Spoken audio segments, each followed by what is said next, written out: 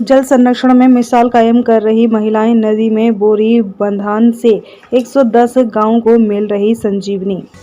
मध्य प्रदेश के बालाघाट जिले में 110 गांवों की 4000 महिलाएं जल संरक्षण अभियान चला रही हैं। चंदन नदी व अन्य जल स्रोतों पर बोरी बंधान से गर्मी में जल संकट कम हुआ है। महिलाओं ने 8000 से अधिक पौधे लगाए, जिससे पर्यावरण को भी लाभ मिला। इस सामूहिक प्रयास से किसानों और मवेशियों को जल उपलब्धता सुनिश्चित हुई, जिससे 2.25 लाख की आबादी लाभान्वित हो रही है। घरेलू कामकाज की जिम्मेदारी के साथ महिलाएं जल संरक्षण की दिशा में भी कदम बढ़ा रही हैं। जल ही जीवन है के संदेश के साथ मध्य प्रदेश के बालाघाट जिले के बारा, सिवनी और कटंगी क्षेत्र में बड़े स्तर पर महिलाएं इस कार्य में पूरी शिद्दत के साथ जुटी हैं।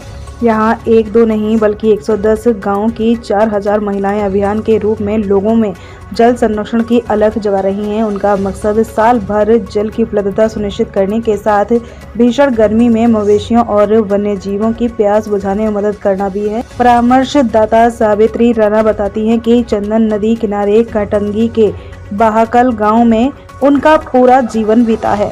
नदी से रेत खनन होने से कटाव बढ़ता था। गर्मी में नदी सूख जाती थी। इससे नदी किनारे गांव में पेयजल की समस्या बनती थी।